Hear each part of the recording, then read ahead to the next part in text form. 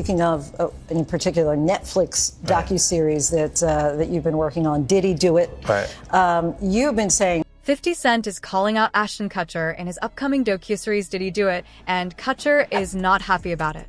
Word is, he's getting ready to testify, especially after Diddy's legal team admitted that those so-called freak-off tapes are real. And that's just the tip of the iceberg. Every day, more allegations are coming out. Just today, 3 men claimed Diddy drugged them. It's crazy to think that people are coming forward after 20 years of not remembering what happened. Then there's Jay-Z. At first, I was wondering why he was so quiet while Diddy was in the hot seat. Now it makes sense. His team must have known that his name was about to get caught up in something too. The accusations are serious, and if true, it could shake up everything, especially for his family. And it's not stopping there. After Jay-Z, J.Lo, and Diddy, it looks like Ashton Kutcher is next to get exposed. Rumor has it, he's trying to cut a deal with the government to save himself. According to Fox News' Jesse Waters, they've got solid intel that Kutcher is tied up in something big. Ashton Kutcher has reportedly agreed to testify, which is wild considering he and Diddy were best friends for almost 20 years. But now that Diddy is under investigation for sex trafficking, abusing minors, racketeering, and more, Ashton seems to be doing everything he can to distance himself. These parties weren't just random industry events. They were hosted by some of the biggest names in music, including CEOs from Uptown Records and Universal Music. And it wasn't just about partying. People were put in compromising situations, drinks were allegedly laced, and everything was recorded. By the time they woke up the next day, they had no idea what had happened. But those tapes? They were leverage. They could make or break careers. And this wasn't just happening to musicians, athletes, celebrities, politicians, even members of royal families were caught up in it, adding another layer to the mess. Diddy's former bodyguard claimed that Diddy was actually an FBI informant, secretly feeding information to the feds. If that's true, it raises a lot of questions about what kind of deals he might have made behind the scenes. Some are even saying this could be worse than the Jeffrey Epstein case. What makes this even crazier is that back in 2009, Ashton Kutcher launched Thorn, an anti-trafficking organization focused on fighting child exploitation. But that move came right when fans started pointing out his weird behavior around young girls and questioning his connection to Diddy. Around the same time, his marriage to Demi Moore fell apart, with rumors swirling that she left him because of what he was involved in.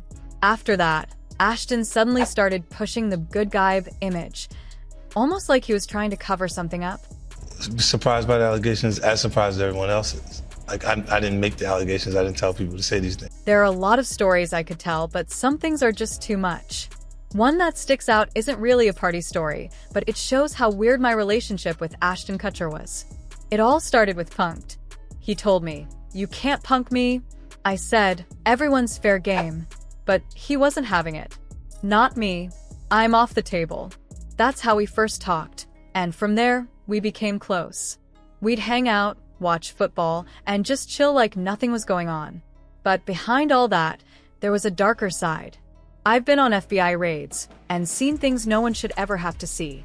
I've watched videos of kids the same age as mine, being abused. One of the worst was a little girl in Cambodia. She was so used to it that she thought it was just a game. For so many kids, their chance at happiness isn't just taken, it's stolen, abused, and sold for someone else's sick pleasure. Ashton started Thorn, an organization to fight child exploitation, but he couldn't seem to escape the people around him. In 2023, he had to step down from the company after the backlash over Danny Masterson. When Masterson was convicted of rape, Ashton and Mila Kunis wrote letters to the judge asking for a lighter sentence. Imagine that, standing up for a rapist and calling him a good guy.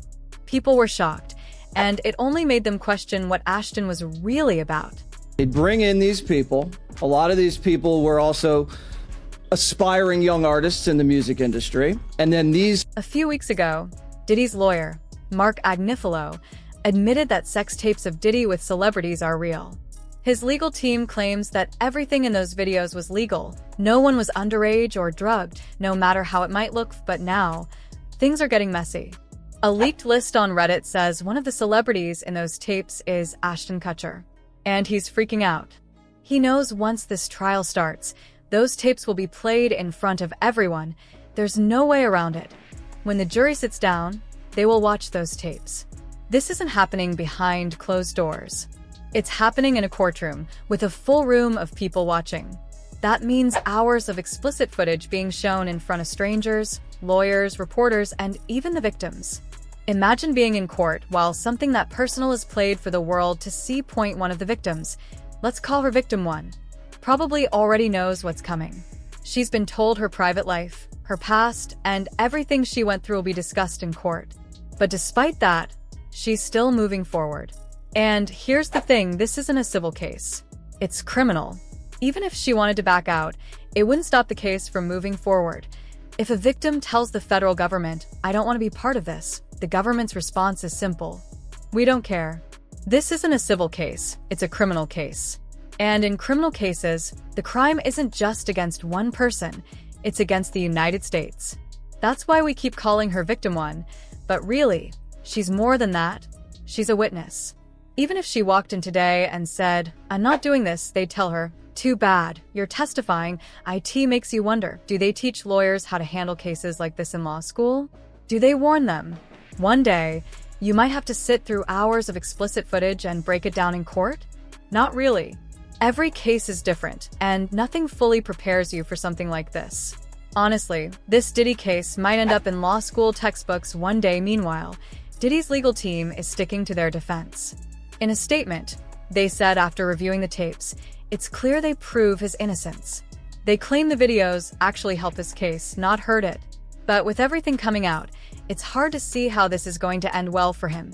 Diddy's legal team is pushing back hard against the allegations, saying the so-called freak-off tapes have been blown out of proportion. They argue that the government has stirred up wild rumors and made it seem like these videos show something illegal. But Diddy's team insists that's not the case. They say the tapes just show private, consensual sex between two adults in a long-term relationship. Just like many couples, they sometimes filmed themselves in the privacy of their own bedroom. According to Diddy's lawyers, the videos clearly show that the woman in question, who they believe is Diddy's ex, Cassandra Ventura, didn't just consent, she enjoyed herself. If that name sounds familiar, it's because Cassandra Ventura was also in that shocking hotel hallway footage where Diddy was seen attacking her while wearing just a towel. That video was aired by CNN and was hard to watch now. Diddy's team is arguing that the tapes don't show anything criminal. No orgies, no celebrities, no violence, no threats, and no one being drugged. They say this isn't sex trafficking at all. According to them, the government is trying to control people's sexual lives and unfairly assuming that a woman's consent must have been forced. Even when there's no proof of that, the defense is fully leaning into this argument. They're not avoiding the term freak-offs. In fact, they're embracing it. They're saying, yes, Diddy called it that. It's his term for what happened behind closed doors. You might not agree with it, but that doesn't make it illegal.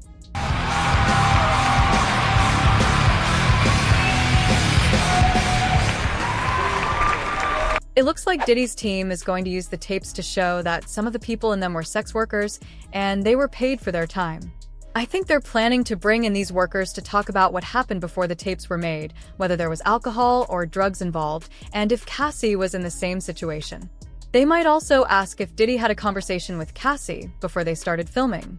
The tapes will definitely be important, but the real focus will probably be on the testimonies from the sex workers or Cassie herself. That's how they'll try to piece everything together. But on top of that, some surprising news about Diddy has been coming out. Reports say he's been crying in prison. People close to him, like Gone Deal, are worried that Diddy might start talking and revealing everything. One of the celebrities they're especially concerned about is Ashton Kutcher. It makes sense why Ashton would be scared too. He knows what Diddy's capable of, and now that more celebrities are realizing they were filmed by him, everyone is wondering what else is going to come out. I just heard that Ashton Kutcher is worried Diddy might turn on his friends, and honestly, I can see why. If the government really wanted info, Diddy might have some things they'd want to know. But for that to happen, the feds have to be interested in what he knows. Diddy and Ashton were super close at one point. I remember one time I went to a Knicks game with Ashton and we ran into Jay-Z. Those guys were tight, but do you think Diddy would really throw other celebrities under the bus? I don't think it would be a lie.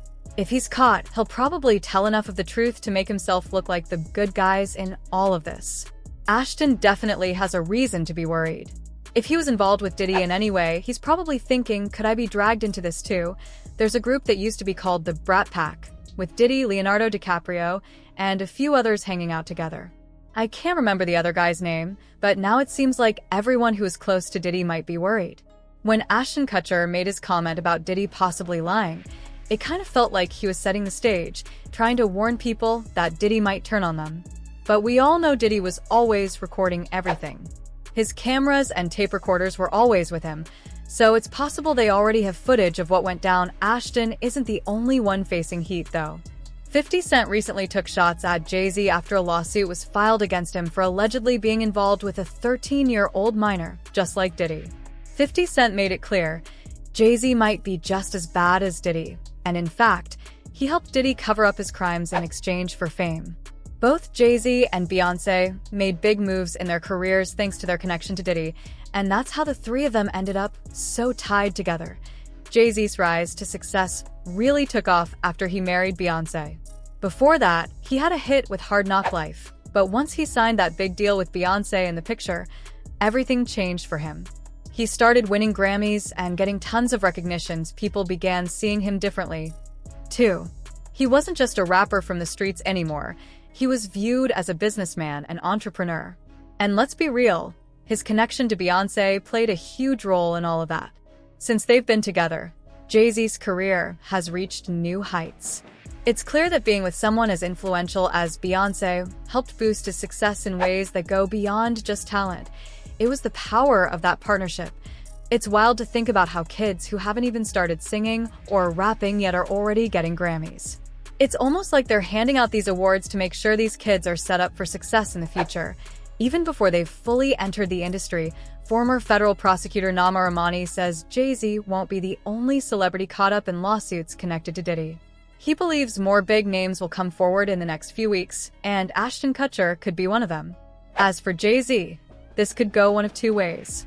It might just be a one-time issue he has to defend, or it could turn into something bigger like a Me Too situation where more victims come forward, kind of like with Diddy and Cassie Ventura. It's going to be interesting to see what happens next. Tony Busby, the lawyer representing a lot of victims, says he has as many as 300 people ready to speak up. So it'll be telling to see if any of them name Jay-Z. The next few weeks will really show us what's to come. We are aware of the pain that has been caused by the character letters that we wrote on behalf of Danny Masterson. It looks like Jay-Z might be just the first big name to fall in this whole situation. There's also another celebrity mentioned in the lawsuit, someone who allegedly saw the assault happen, a female celebrity. Plus, just this week, another person shared their story on CNN, saying that their assault was also witnessed by a celebrity. So it seems like more names will be coming forward soon. Jay-Z, Ashton Kutcher, and J-Lo have all been distancing themselves from Diddy, and it's clear why. As more victims speak out, it's getting harder for those involved to avoid facing the truth. One woman, who has accused Diddy and Jay-Z of raping her when she was just 13, gave an exclusive interview with NBC News. She shared her story for the first time, revealing how Diddy's driver told her she was Diddy's type and took her to a party where she was drugged.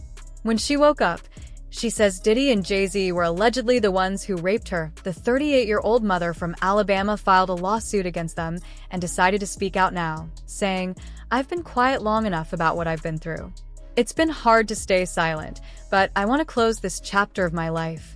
She shared how living with autism feels like being trapped in a glass ball, watching the world burn around her, but not being able to escape.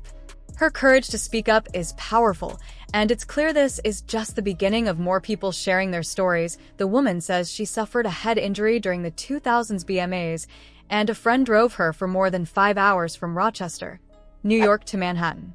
Her attorney gave NBC News the name of the friend, who has since passed away. When she arrived in the city, she says she met Diddy's limo driver, who told her she was exactly what Diddy was looking for. At the time, she thought he meant she was attractive. At the after-party, she chatted with Benji Madden and his brother about his tattoo of The Last Supper, since she had a religious background. But soon after, she had a drink that made her feel woozy, and things took a dark turn. She says Diddy and Jay-Z took turns assaulting her while a female celebrity watched. I tried to fight him off, but Jay-Z put his hand over my mouth and told me to stop. She remembers. Afterward, she ran to a gas station and called her dad, who came to pick her up without asking any questions. There's a chance Diddy recorded the whole thing, as he was known for filming celebrities in compromising positions for blackmail. Reports say he had 250 cameras in his house, recording hours of footage, which the FBI now has in their possession. These tapes, once used for leverage, may now end up leading to his arrest. As more victims come forward, the truth is starting to unfold. The celebrities who were once close to Diddy are staying silent, likely because they've seen how he treated people like Cassie. For them, the best way to avoid trouble might be to cooperate with the authorities. Everyone knows that being linked to a powerful brand can make or break you, and right now, all these celebrities are staying silent, hoping they're not caught up in anything ugly. They're praying they aren't on any tapes doing things they shouldn't be. But once the feds show up and say, "We have you on tape, and we need you to help us take down Diddy," that's when things will get real. After they see what's on those tapes, people are going to flip, and it won't look good for Diddy with 250 cameras around his house. Someone was bound to get caught on film. It could be anyone, your favorite pastor, a well-known politician. They didn't know they were being filmed, but Diddy was always recording. Even big names like TD Jakes, who were close to him, haven't spoken out. If he's caught on those tapes, it's going to break a lot of hearts, especially for those who put their trust in him. As for the celebrities who partied with Diddy, they're probably sweating now. They may have been drinking or even under the influence, but they didn't realize they were being filmed. The music was blasting, the atmosphere was loose, and now they're just hoping they didn't do anything that'll come back to haunt them. Ashton Kutcher is also caught up in this mess, and his future is up in the air. With Diddy's team admitting to having these damaging tapes and more victims stepping forward, things are looking shaky. The real question now is whether Ashton will help the authorities to save himself, or if he'll become another victim in this huge scandal.